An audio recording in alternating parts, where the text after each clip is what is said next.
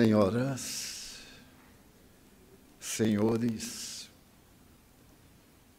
queridas irmãs, queridos irmãos espíritas, caras amigas e amigos que nos acompanham pela Web TV Mansão do Caminho, nossos votos de muita paz. Toda vez quando nos referimos a Jesus, a ideia que as religiões nos passaram é de um ser místico, complexo e totalmente desconhecido. Poucos de nós, nas doutrinas religiosas que professamos, tivemos a curiosidade de ler uma biografia de Jesus. Mas, como são várias as traduções, e algumas delas propositalmente feitas por teólogos interessados em encaminhar os leitores às conclusões pessoais, adquirimos informações errôneas que nós aceitamos, sem maior análise, sem maior preocupação. Por experiência pessoal, eu fui muito católico na infância e na juventude. E a vida dele estava sintetizada no conceito de Filho de Deus, todo-poderoso, capaz de realizar tudo. Amá-lo significava ter a sua proteção para resolver todos os problemas e dilemas da existência. Porém, à medida que os anos se foram avolumando e o raciocínio filosófico foi me apresentando o grande enigma da vida, que é a dor, comecei a ter uma visão diferenciada, e essa visão foi ampliada pelo Espiritismo, que tem a preocupação de explicar quem é Jesus, que veio ele fazer, o que é o seu reino, e que não é uma pessoa sobrenatural a quem recorremos somente quando temos problemas, para que ele os solucione de qualquer forma. Eu vou enunciar algumas experiências ao largo de 80 anos. As pessoas me escrevem mais ou menos nesse teor. Meu pai, minha mãe, meu filho, meu marido, está muito doente, esse indivíduo. E eu não posso viver sem ele. Então eu quero que o senhor ore por mim e por ele, o indivíduo citado, para que não morra e fique ao meu lado. Que será de mim se ele morrer? Como é que eu vou viver sem ter o apoio, a carícia, a ternura e a proteção que esse familiar ou esse amigo me dá de natureza total? E bem recentemente, um jovem amigo me escreveu com alguma intimidade e me disse: Divaldo, o papai está doente. E a doença é uma problemática difícil. Ele necessita de fazer hemodiálise, mas os exames não permitem, porque ele não pode tomar tal e qual substância. Se ele tomar tal e qual substância para melhorar de um problema, ele morre porque os rins não funcionam. Mas se ele fizer a hemodiálise, ele morre porque não pode tomar o remédio para outros problemas. Então eu lhe peço para orar pelo meu pai, que é um homem bom, a fim de que ele viva pelo E se ele morrer, você pede para que Joana de Ângeles vá recebê-lo, para que os espíritos bons vão recebê-lo. Outro escreve: eu necessito casar-me. Já realizei todas as técnicas e orientações dos princípios modernos, mas parece que é um karma. A palavra está aí colocada, mas a pessoa não sabe o que é karma. Karma é uma palavra do idioma sânscrito, da Índia, que significa roda, significa uma causa produz o efeito correspondente. Um erro é resgatado através de uma punição equivalente, que corresponde, na doutrina judaica, àquela velha tradição, dente por dente, olho por olho, a chamada lei de causalidade. E outro me escreve: dê um jeito com os espíritos para que eu consiga acertar na loteria. E quando eu visitei uma cidade da Ásia, há uns 30 anos, a dificuldade é que não se encontrava um tradutor que conhecesse a língua portuguesa. Apesar de convidado, cheguei com o meu tradutor ao inglês e os locais me disseram que havia uma dificuldade muito grande, porque nem todos da cidade falavam inglês e eles não conseguiram alguém que fosse nativo e falasse inglês ou português. Então eu lamentei ali quando passou uma freira católica e ela ouviu parte do diálogo e perguntou: qual é o problema? Nós explicamos: é que eu terei uma conferência, mas não conseguimos um tradutor, porque ele poderá me traduzir ao inglês, mas não temos quem traduza do inglês ao idioma local. Ela sorriu e disse: pois acaba de encontrar a pessoa. Eu sou inglesa, claro que falo muito bem o idioma, e estou aqui há 30 anos em vocação religiosa. Conheço profundamente não só o idioma, mas alguns dialetos. No aeroporto. Então eu disse: mas o meu tema, o tradutor falou para ela, é um pouco complexo para uma freira. E ela perguntou: qual é o tema? Eu disse: reencarnação, que os protestantes não aceitam, os católicos, como a senhora, não aceitam. Então, será que a senhora teria a coragem de traduzir um tema que não lhe é favorável? Ela disse: sou, porque eu sou mulher. Eu disse: mas que tem a ver? Sou muito curiosa. Toda mulher é muito curiosa. E então eu quero saber o que é reencarnação, porque eu sou contra, porque a religião é contra, mas eu não sei por que a religião é contra. Eu digo: graças a Deus. Então, preparamos-nos. Eu lhe falei que estava chegando de uma outra cidade e precisava de umas 4 horas para ir ao hotel, manter contato com as pessoas e dar a ela o endereço do local onde eu deveria falar.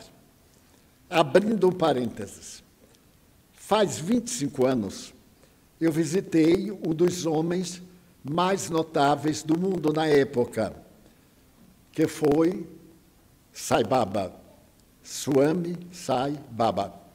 Este homem tinha mais de 10 milhões de adeptos na Índia e no mundo inteiro mais de 100 milhões de adeptos. Eu fui visitá-lo com um grupo e conseguimos manter uma relação muito boa. Pelo seguinte, eu estive doente e tive uma parada cardíaca. E não havia jeito de me passar a angina. Eu tomava sempre o remédio, estava sempre equipado.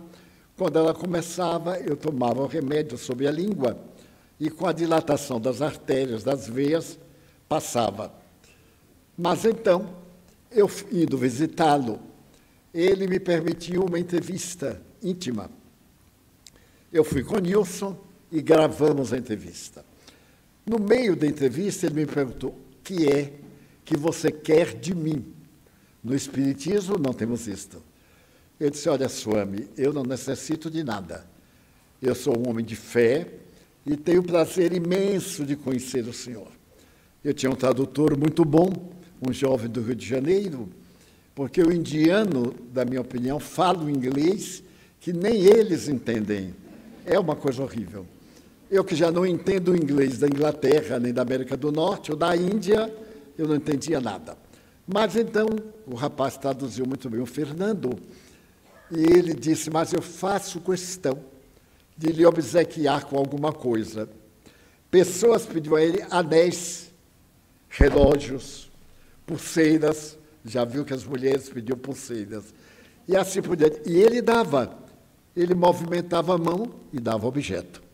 Eu tenho fotografias, eu vi, ele realizava um movimento de mão e produzia um pó chamado Vibhuti, com experiências medicamentosas.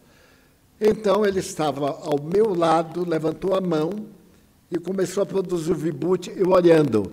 Tirei o lenço, espalhei sobre a perna e a montanha daquele pó perfumado, que eu tenho até hoje, foi caindo no meu colo. Mas, nesse momento, eu disse para ele: olha, Swami, eu não preciso de nada. Está doente? Eu digo: não, senhor, estou muito bem. Ele parou e perguntou pela terceira vez: o que é que você quer de mim? Eu fiquei desconcertado, porque já era falta de educação. Eu disse: eu peço a Swami para rogar a Deus, para me dar bons pensamentos, boas palavras e boas ações. Ser a pessoa que pensa, que fala e que age corretamente. Ele então levantou a mão e disse: blessings, bênçãos, bênçãos, 3 vezes. E agora, o que é que quer de mim? Eu digo: ah, meu Deus, o que é que eu quero? Eu fiquei assim embaraçado e disse: eu confesso, mas não necessito de nada. Aquele homem que nunca tinha me visto, nem aos milhares de pessoas que estavam ali, distendeu o dedo indicador e chegou aqui na minha 3ª, 4ª costela e empurrou com toda a força. Disse: e aqui, como vai de dor? Aí é que eu me lembrei que eu era doente. Eu disse: ah, Swami, eu realmente sofro de angina pectoris. Ele então empurrou e disse: sofria. A partir de então, nunca mais eu tive qualquer dor precordial, cordial. Eu tenho uma interior, mas que afeta as costelas e não o coração. E então fiquei bem. Ficamos amigos. E então ele me nomeou representante dele no sul da Ásia, mas eu não sabia. Eu voltei para o Brasil, nunca pude corresponder com ele. Quando eu cheguei à Ásia, pela primeira vez, um grupo de discípulos dele me foi visitar na Casa do Brasil, onde eu fiquei hospedado. E então disseram que ele havia recomendado eu proferir uma conferência para seus discípulos. E eu comecei a imaginar reencarnação, eles acreditavam. Comunicação dos espíritos, eles não acreditavam. Fiquei naquela dubiedade. E ao chegar ao país, eu optei pela reencarnação, em homenagem ao próprio Sai Baba. Havia mais de 1000 pessoas no auditório. Quando eu cheguei ao auditório, e a freirinha veio, muito simpática, eu conversei um pouco para treinar e eu ouvi o som da palavra para poder calcular onde eu deveria parar para ela traduzir. Então, eu falava em português, o meu tradutor ao inglês e ela ao idioma local. Foi uma coisa interessante, porque era tradução de tradução. Eu disse: não vai dar certo de jeito nenhum, pois deu certo. Porque eu comecei devagar, com coisas conhecidas. O meu tradutor inglês era um jovem, filho do embaixador, parecia ter nascido na Inglaterra, falava muito bem. E a freirinha inglesa estava ali há 30 anos, quase. Pois bem, eu então fazendo o teste vi que as pessoas entendiam, porque eles tinham aquelas exclamações, aquela surpresa de estar entendendo. Falei 1h10, 1h20. Quando terminou, perguntaram se eu responderia a perguntas. Eu disse, vai ser da mesma forma. Me perguntam no idioma local, a irmã traduz ao inglês, ele traduz ao português. E assim foi. A primeira pergunta que me fizeram, notem bem, foi assim, qual é a ação que amanhã estará no banco com um saldo maior? Eu digo, mas até aqui eles acham que o espiritismo é magia. Eu sorri e disse assim, se eu soubesse qual era a ação mais valiosa para amanhã, primeiro eu ia, comprava e depois eu dizia o número delas. Eles riram amontoadamente. Eu disse, o espiritismo não é isto, não é arte adivinhatória. Os espíritos não são os deuses que estão na terra para proteger os homens e fazer dos homens os preguiçosos.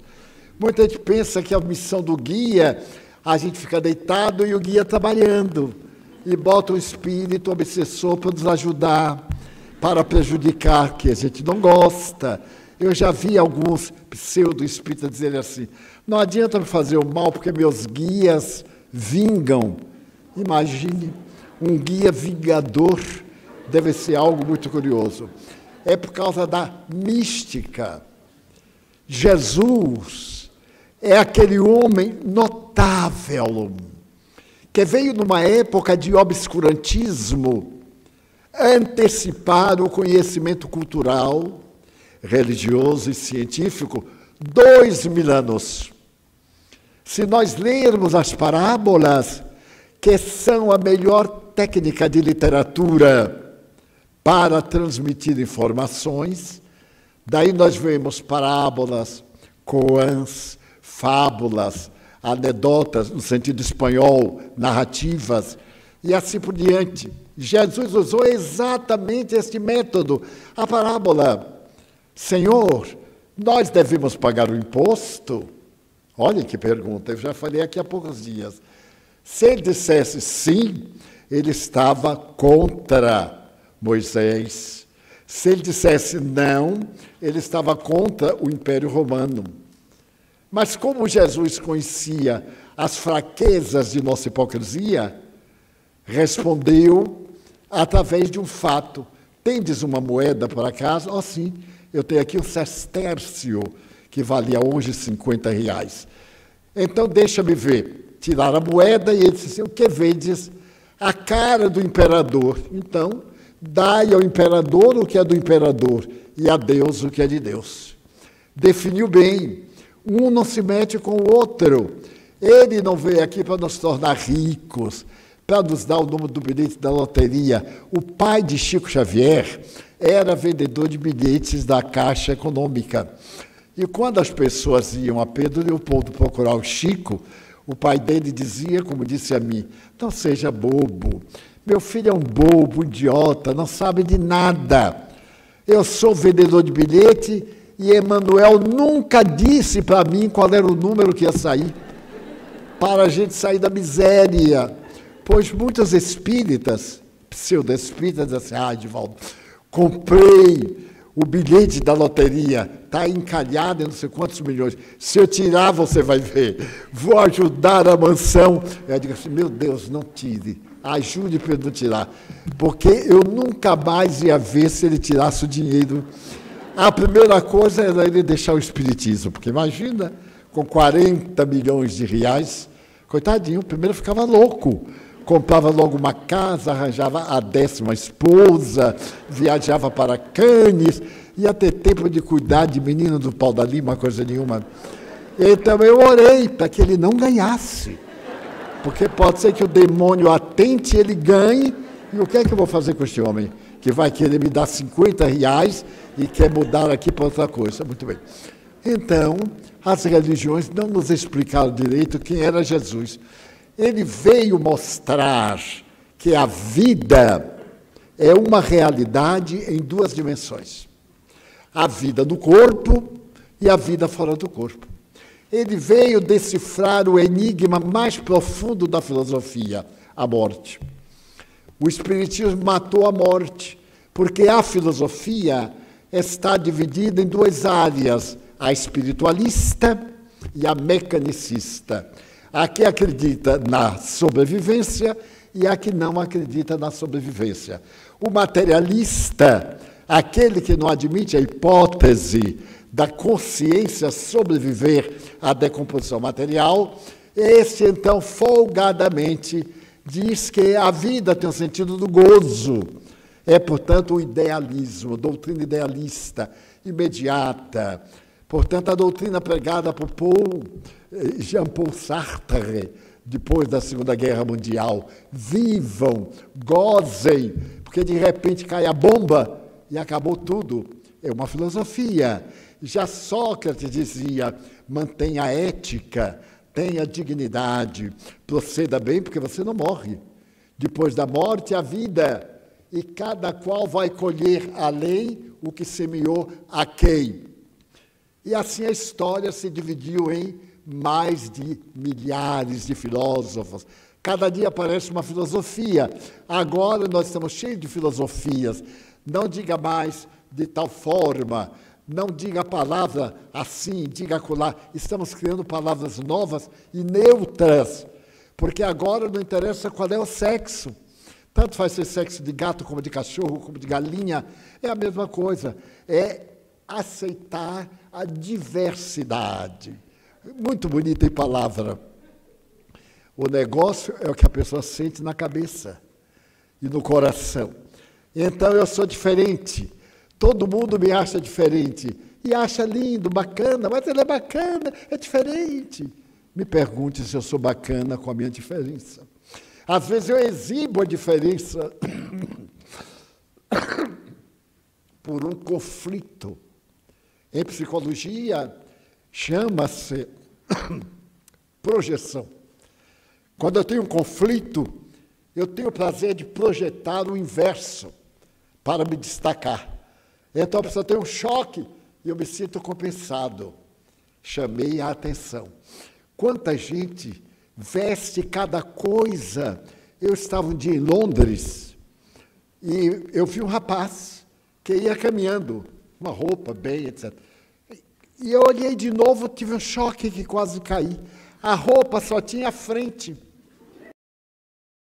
E aqui atrás era amarrado de lacinho. De Feira de Santana, eu não tinha um progresso para poder entender aquela coisa. Na rua, e metade sim, metade não.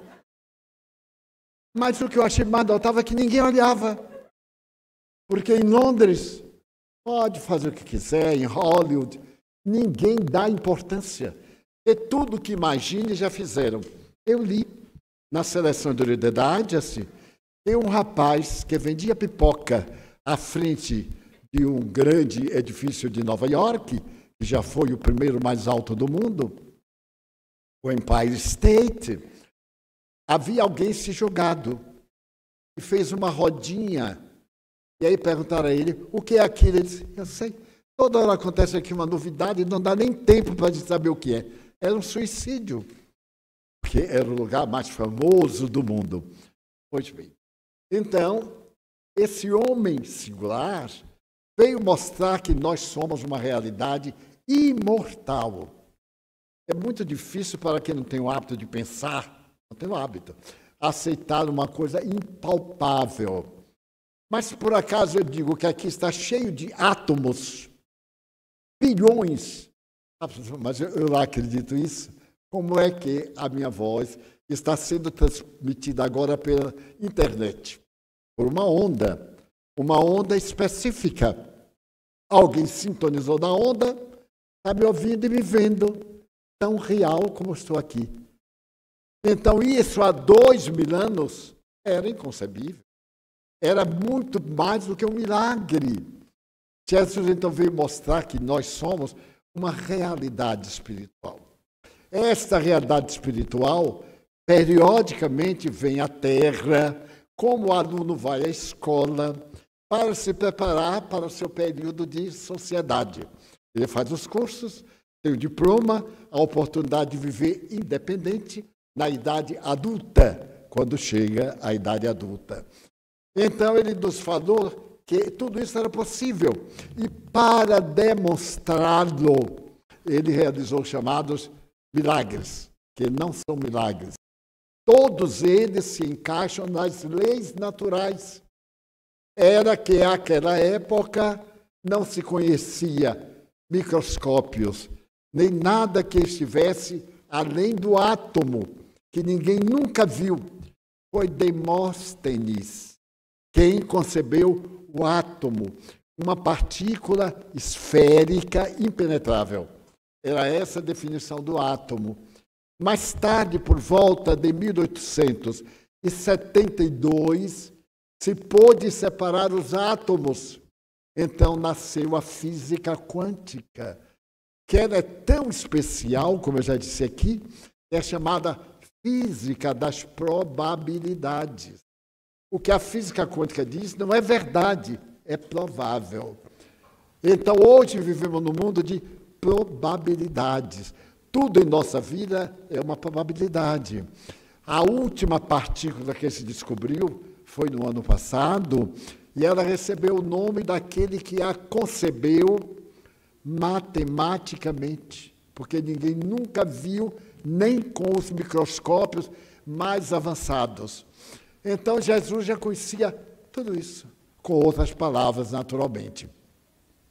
E então, nós passamos a ter em Jesus, ainda hoje, ainda do Espiritismo, como alguém que a gente recorre quando a coisa está muito ruim. E que fica magoado. Meu pai morreu e você deixou. Meu Deus, morre 7.000 pessoas por segundo. Um dia vai ser o pai da gente, vai ser a mãe.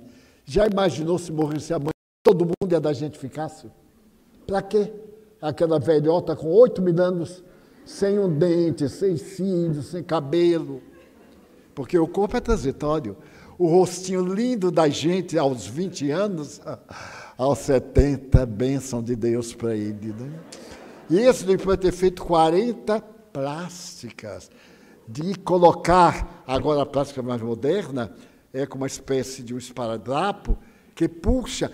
Imagine que eu estava internado no hospital para poder fazer uma cirurgia de hérnia de disco e um médico famoso foi me visitar. Então ele disse, olha, Edivaldo, se você quiser que eu dê um jeitinho aqui nessas preguinhas, eu não sabia que tinha prega, mas ele falou que eu tinha aqui, em meia hora você vai ficar mais jovem, 20 anos. Eu disse, pelo amor de Deus, não faça isso. Se eu rejuvenescer 20 anos, eu fico louco. Porque com 90 menos 20, eu vou achar que eu sou o que eu não sou, e aí vai ser um desastre. Né? Pode deixar as preguinhas aí. E as pessoas dizem, mas Edivaldo, você não tem prega? Eu digo, meu Deus, o que é que eu hei de fazer para ter prega? Não sei. Mas é a nossa ilusão da carne, porque é um fenômeno orgânico que se vai decompondo. Os átomos vão perdendo a velocidade e vai havendo mudanças. Eu, com 95 anos, tenho amigos de há 80 anos, mas eu vi há poucos dias uma fotografia minha de um amigo. Eu disse assim, meu Deus, quem é esse? Era eu. Eu não me conheci. Era uma gracinha. Aquela calça boca de sino que tomava o sapato. Eu olhei e disse, meu Deus, eu conheço quem é. Aí a pessoa disse, cala a boca, somos nós dois.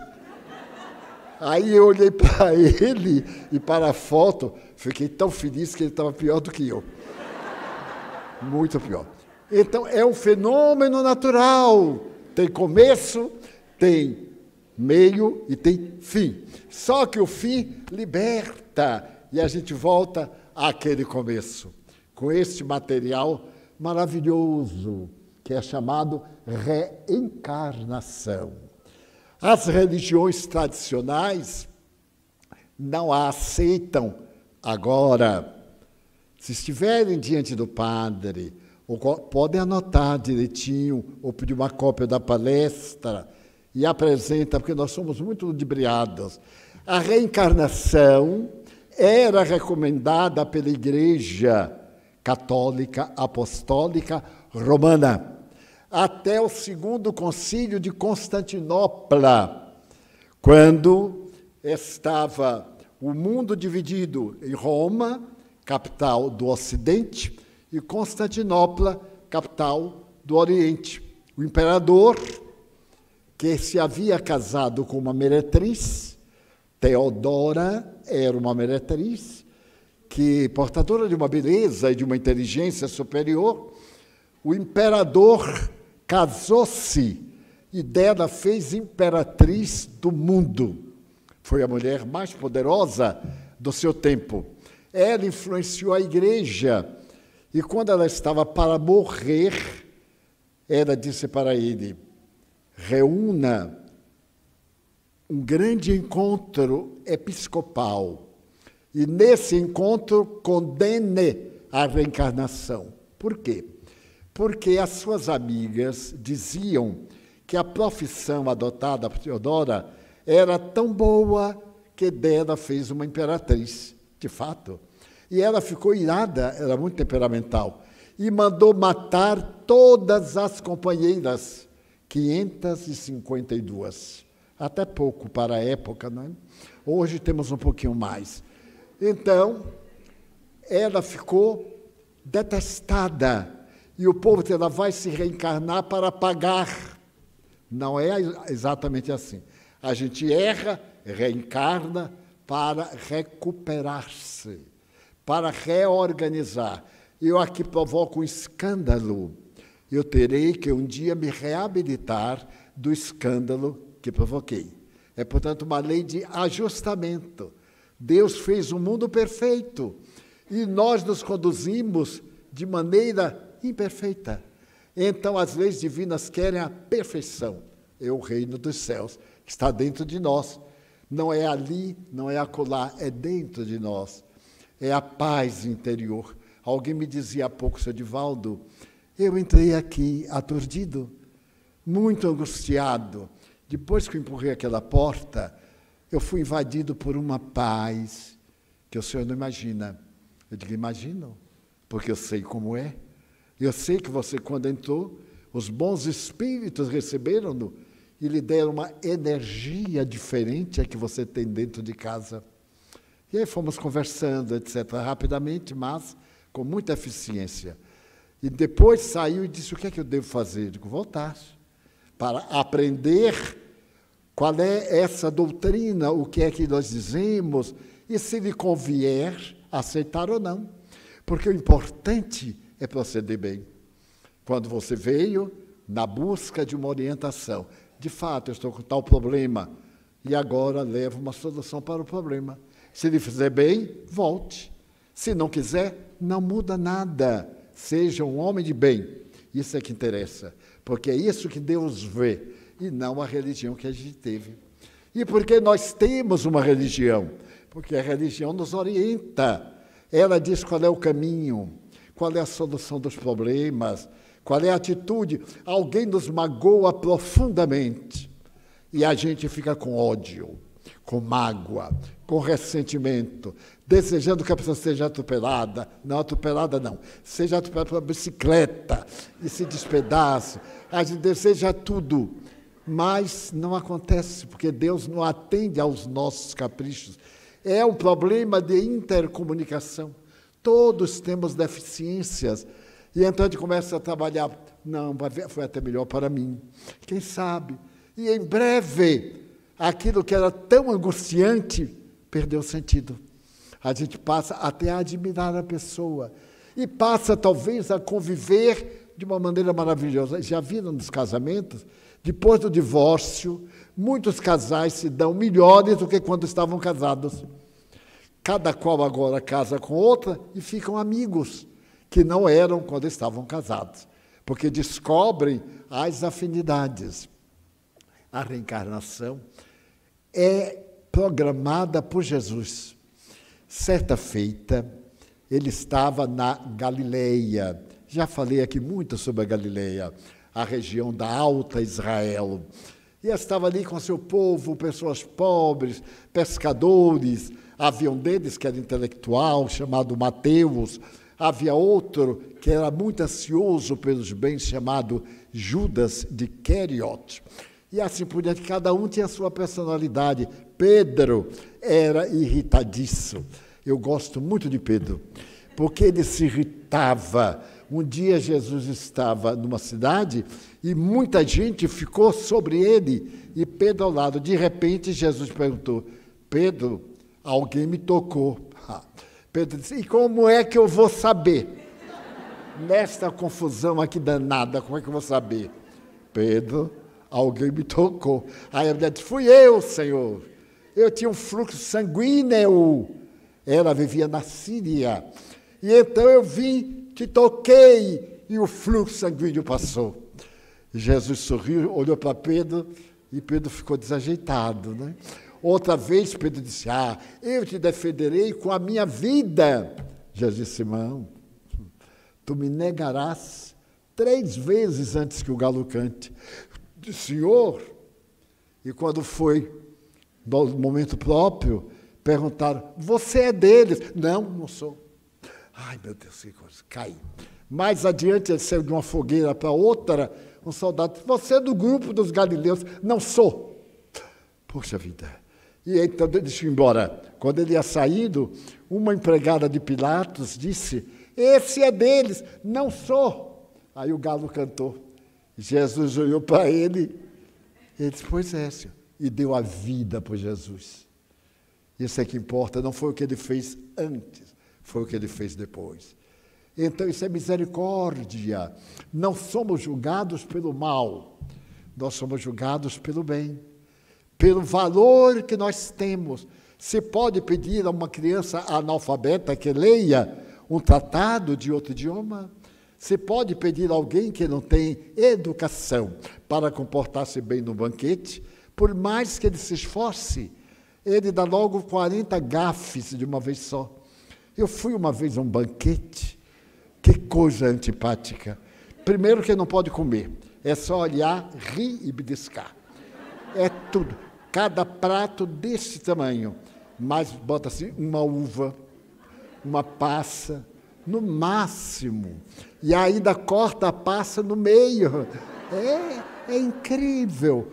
E eu estava no tal do banquete, e um calor no Rio de Janeiro, a casa não tinha ar refrigerado, tem uns 40 anos, e me deu uma sede, mais uma sede do deserto. Eu olhei para todo lado, não tinha água, não tinha vinho, não tinha vodka, não tinha licor, não tinha nada. Eu digo: meu Deus, mas junto de mim tinha um copázio, um copo, um copito e um copinho com água, aquela gracinha. Eu dei uma olhada no copinho e a minha amiga vestida, naquela época estava em moda, palazzo pijama, era um vestido atrapalhado que nem era palácio, não era nada. Pois bem, aí eu olhei, ela também tinha, eu digo: vai ver que essa tacinha é para beber. Aí fiquei brincando, né? Quando eu peguei, ela se assustou. Eu disse: eu fiz alguma coisa errada, mas eu só fiz pegar. E aí fui brincando, levantei, ela foi me olhando, e a mulher que eu fui levantando o braço, ela também foi subindo. Quando eu bebi água, a mulher quase desmaiou. Eu disse: mas meu Deus, o que é que eu fiz demais? Não fiz nada. No fim, assim que eu acabei, começaram a chegar água, Coca-Cola, e isso e aquilo, e vinhos, e tudo. Eu digo: mas que azar! Se eu esperasse meio minuto, tinha chegado tudo. Mas era tarde, aí continuei firme. Quando foi no fim, veio uma cesta bonita de frutas, tinha várias sobremesas, mas veio a cesta de frutas e puseram na mesa. Ela pegou uma uva, tirou a uva, e chegou na bendita da água, lavou a uva. Eu disse assim: nossa, essa água era para lavar a uva. Às vezes tem limão para o peixe. Aí eu fui descobrir, né? Ela disse: Edivaldo, eu digo, lá na Bahia, a uva já vem lavada da cozinha. Aqui também. Eu disse, para que relava? Foi lavada e relavada. É uma bobagem, né? Digo, essa senhora. E tinha um homem tocando violino, imagina de comer ao som de violino, aquele violino bem afanhoso. Eu disse assim, eu não me servi bem, porque assim, tudo atrapalhado. Não seria bom a senhora mandar esses violinistas embora?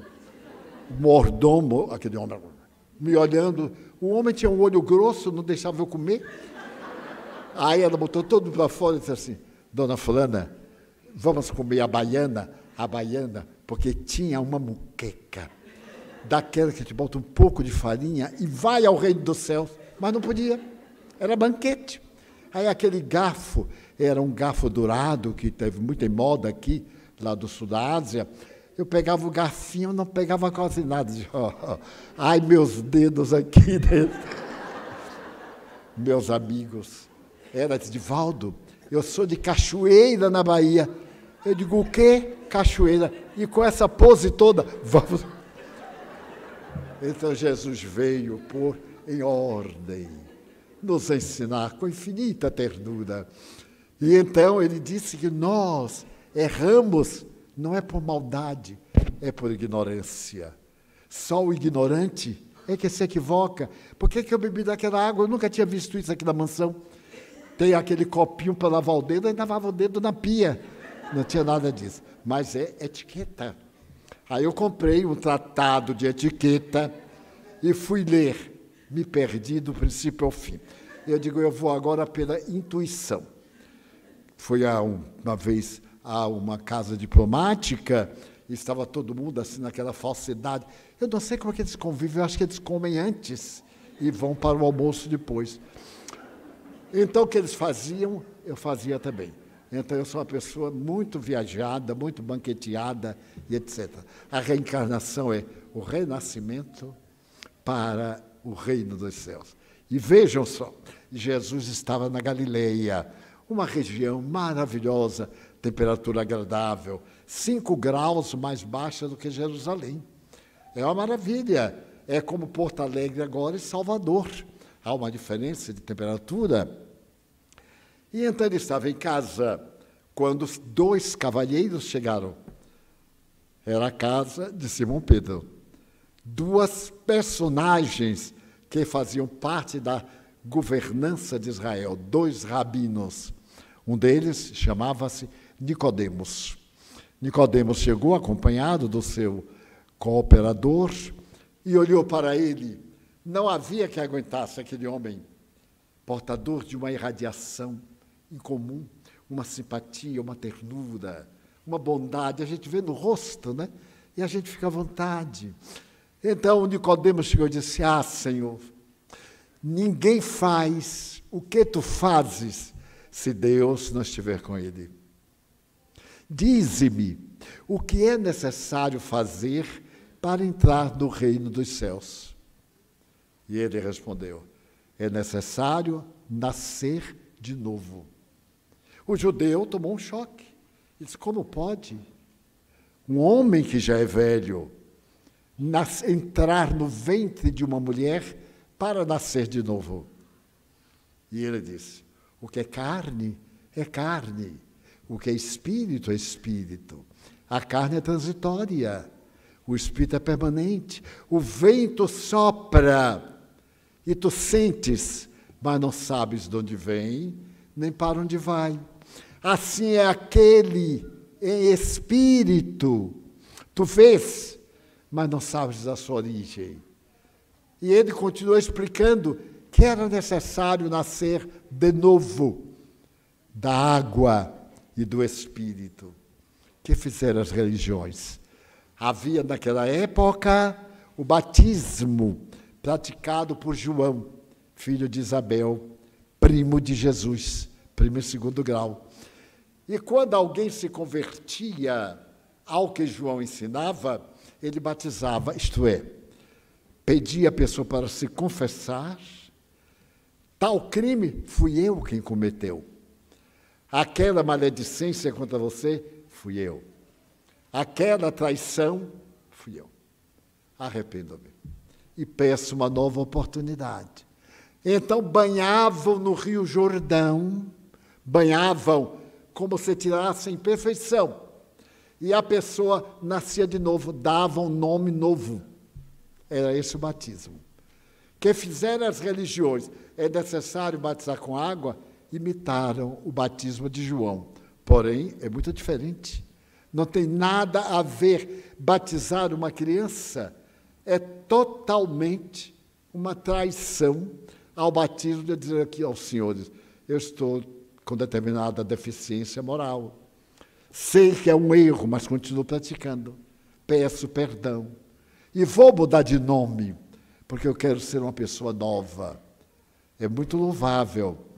Mas se eu não fizer isto, eu não me salvarei. Nada tem a ver.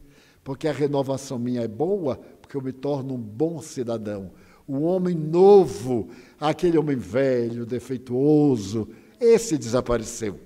E chega um homem jovial, um homem de idade, mas de caráter. Muito bem. Criaram o batismo, batizar com água. E então o batismo é uma cerimônia religiosa, respeitável, mas não tem nada a ver com o Evangelho de Jesus. Então dizem, mas batizar com água é a água. Não. A nossa cultura daquele tempo era mínima. Ninguém sabia como era que nós nos reproduzíamos. Sabia do ato sexual, mas não sabia o porquê. Sabia da função do espermatozoide, mas não sabia como era que se dava. Hoje, nós temos a embriogenia, a eugenia, a embriologia. Eu tenho fotografias do momento em que o espermatozoide sai e corre na busca do óvulo, entra no óvulo e todo o percurso até o momento do parto. Fotografaram todos os 9 meses através de um clipe injetado no útero da paciente. É uma obra espanhola que me ofereceram. Impressionante. O que é mais impressionante no feto é que ele passa por toda a escala animal. À medida que a coluna vai desenvolvendo, ele tem a forma de um peixe, depois de um réptil, depois de um quadrúpede, depois de uma ave, depois a postura simiesca e depois a postura humana, recordando a nossa origem da evolução, segundo Charles Darwin, não segundo a história da Bíblia de Adão e Eva, que é outra coisa que as pessoas não têm a menor ideia e que foi inculcado em nós. Então a reencarnação passou a ser aceita, mas naquele concílio de 451, aconteceu que Juliano, imperador, a mulher morreu e ele criou o concílio de Constantinopla e condenou a reencarnação desde aquela época. A reencarnação passou a ser combatida pela Igreja Católica e as doutrinas que dela se originaram. Mas é a base do Evangelho de Jesus. E é a única explicação para os problemas humanos. Eu sou o 13º filho, mas a minha irmã, número 7, era hidrocéfala. Minha mãe teve 13 filhos, todos normais. Mas esta menina nasceu com a cabeça gigante. Ela não crescia, crescia a cabeça d'água. Era cega, surda e muda. Para que Deus fez uma criatura dessa e fez a mim, numa idade desta, lúcido? Porque ela não teve o direito de ver. Morreu com 7 anos. 7 anos de angústia para minha mãe, porque ela não raciocinava. O cérebro, se apertasse assim, saía água da hidrocefalia. Não havia ainda a cirurgia para botar cânulos e para eliminar a água. Então eu pergunto, mas por que eu e ela somos tão diferentes? Os mesmos pais, o mesmo ambiente. A alma que ela nasceu na hora que minha alma nasceu. Se nós nascemos na hora que fomos procriados, por que Deus fez isso com ela? Mas se por acaso Ela nasceu, cometeu crimes, cometeu aborto, usou a mente para propósitos devastadores, foi responsável pela desgraça de alguém. Ela nasceu agora com amputação do membro pensante para poder resgatar o mal que fez. Toda hora nós vemos na internet casos que nos surpreendem. Um maestro de 4 anos. Mas quando ele estudou música? Aos 4 anos? Quando ele memorizou partitura? Porque o maestro não tem que saber apenas o piano, que é a música em si, o acompanhamento de cada instrumento, para, na hora certa, dar os sinais. 4 anos. Está na internet desta semana. Como poder explicar uma coisa dessa? Como poder explicar uma criança de 2 anos falar 4 idiomas? Um autista classificado, recebendo tratamento, nascido no Estado espanhol, mas só falava inglês. Nunca falou uma palavra espanhol. Até que um dia a família percebeu que aquilo que ele falava era inglês. Recorreu a pessoas cultas, detectaram que era inglês, e através do inglês ele aprendeu espanhol.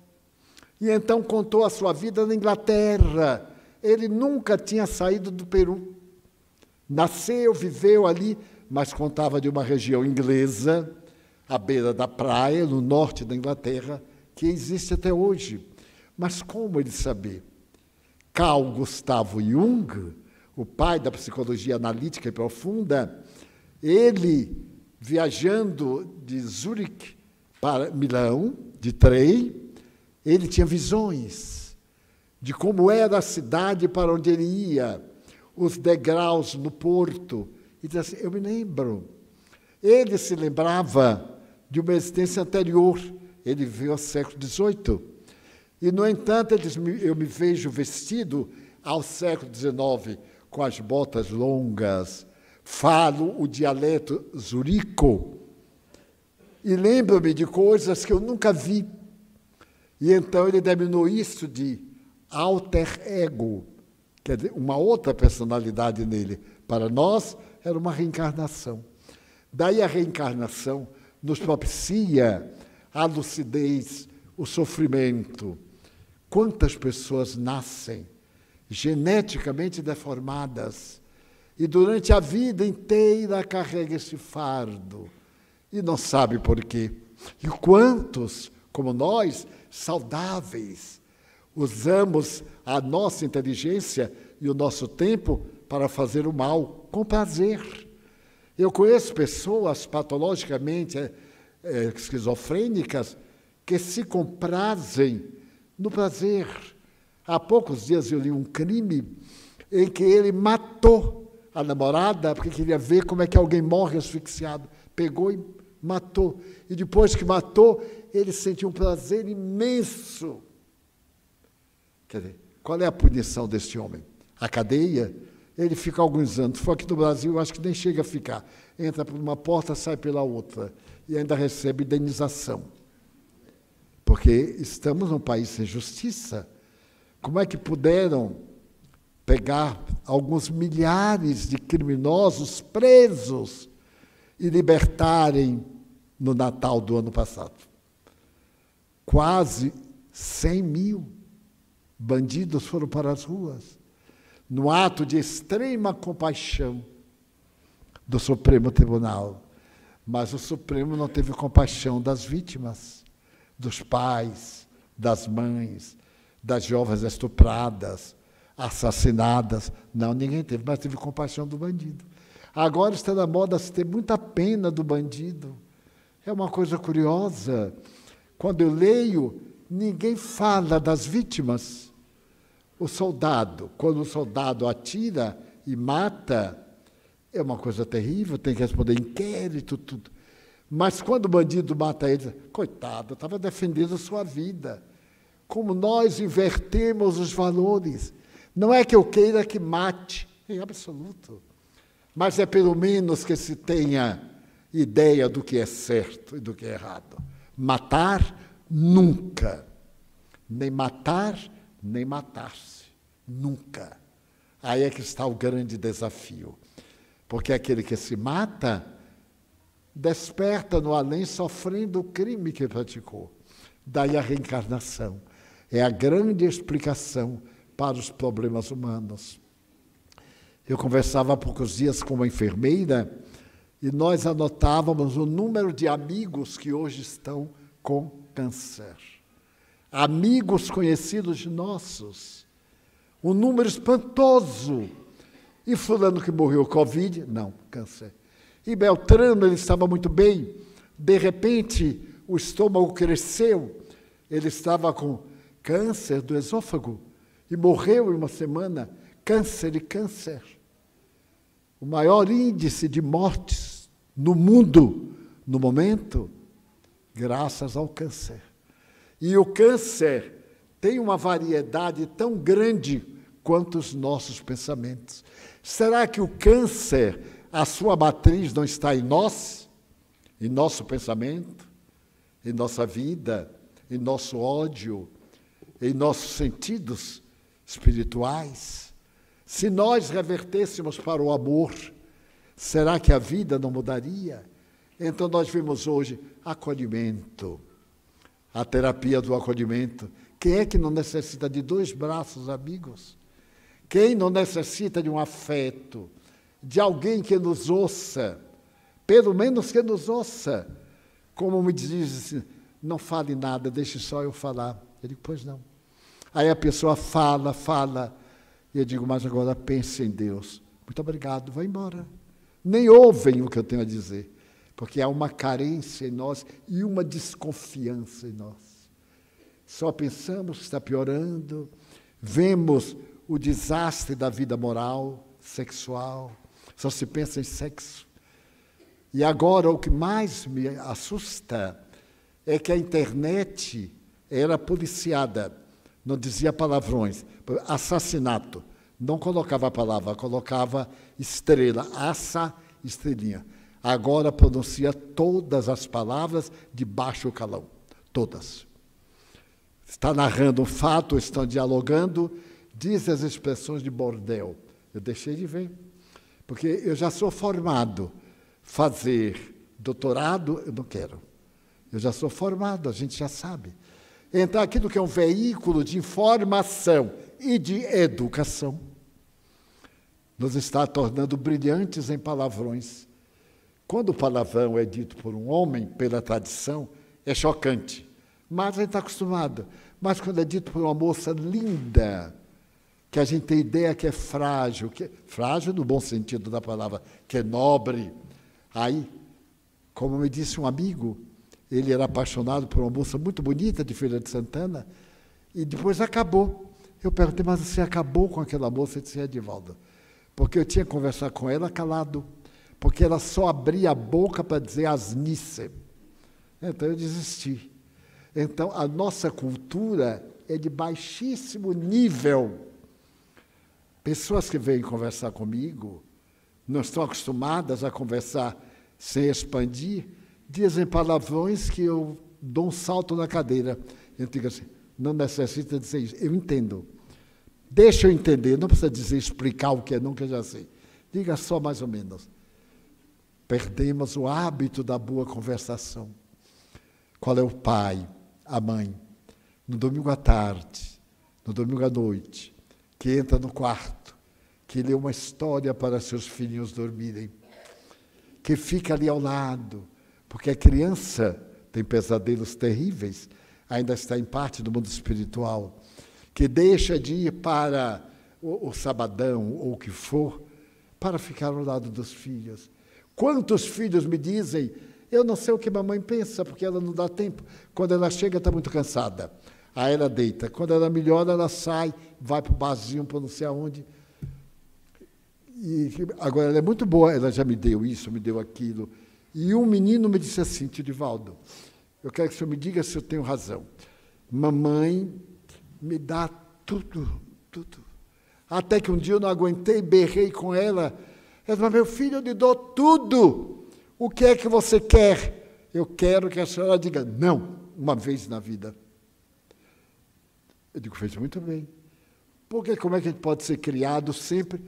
Sim, aí eu vou ali, vá, meu filho, eu vou beber, beba, eu vou, vá, para agradar. Isso agrada? Ou nós viemos para educar, para fazê-lo feliz, para que a sua mente seja rica de beleza?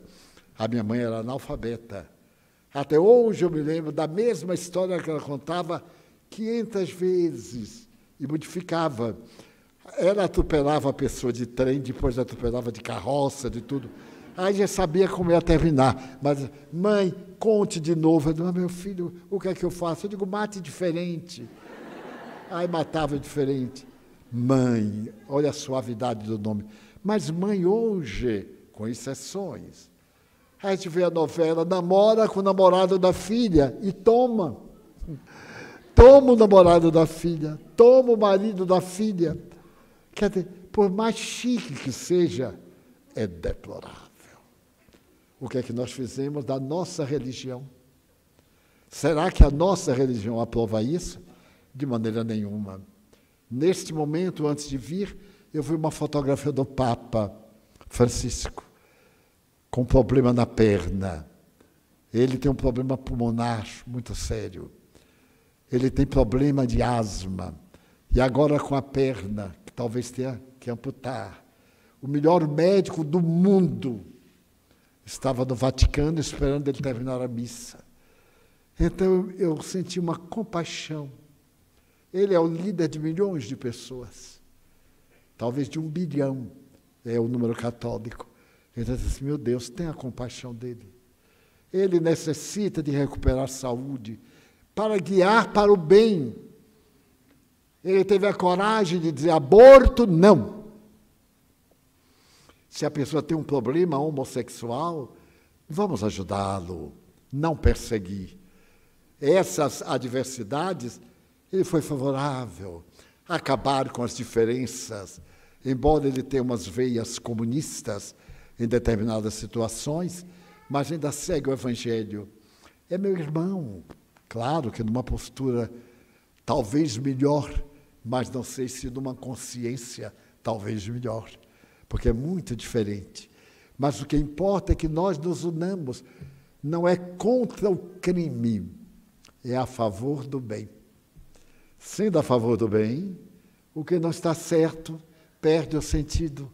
Por isso, eu elegi a reencarnação para esta noite, para nós pensarmos que nossas dores atuais, nossos problemas, insucesso afetivo, afetividade beligerante, tem raízes no nosso passado espiritual. Então, tenhamos paciência.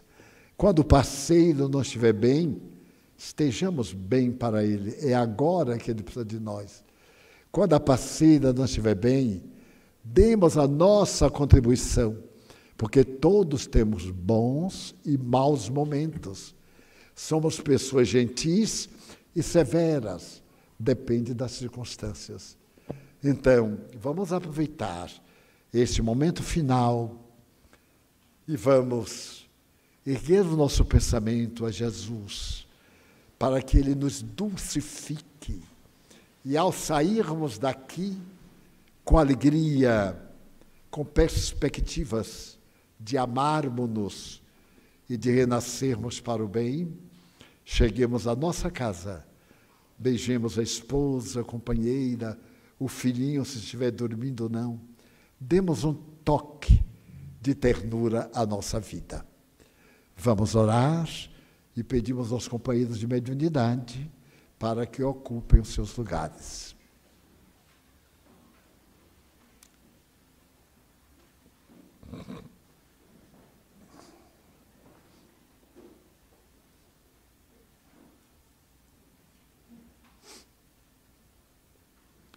Jesus disse, pedi e dá-se-vos-á, buscai e achareis.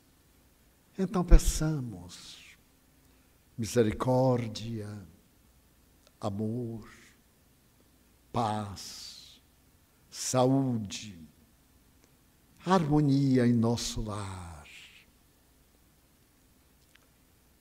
Que Ele tenha misericórdia das nossas necessidades e nos ajude a superá-las.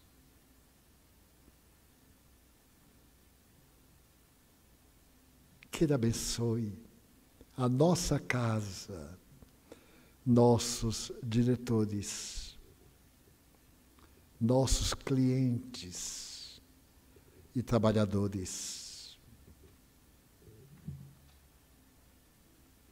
Nós te pedimos por Ernesto, nosso irmão, que voltou à pátria, pelos nossos enfermos, especialmente Bento e tantos outros. Também te pedimos pelos suicidas, para que tenham amenizadas as suas aflições. Pelos espíritos que nos perseguem, criando obstáculos ao bem. Tem compaixão daqueles que se comprazem na adversidade dos outros. Ó Jesus, há tanta guerra no mundo, as guerras nos lares, nas oficinas de trabalho, em toda parte. Ainda te pedimos que magnetizes a nossa água para que ela adquira propriedades curativas. E segue conosco em direção ao nosso lar. Em nome de Deus, evocando-te a figura magnífica, rogando as bênçãos de Maria Santíssima e dos Espíritos nobres, encerramos a nossa reunião da noite de hoje. Está encerrada a nossa sessão.